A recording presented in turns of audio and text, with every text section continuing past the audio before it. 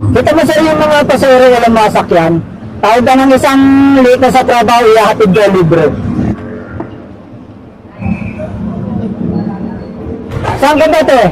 Mega Mall. Mega Mall. Building A o Building B? Building B? Ano oras papasok mo?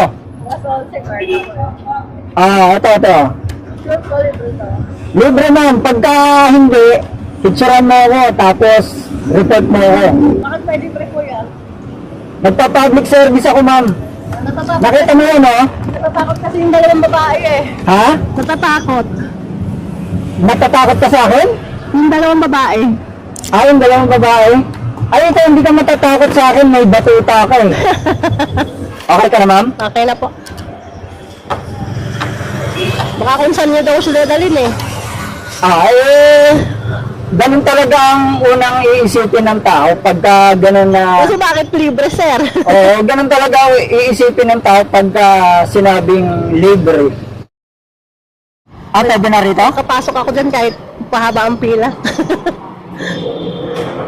Sir, thank you very much. You're welcome po. You're welcome. You're welcome po. Ingat palagi sir. Salamat po, salamat.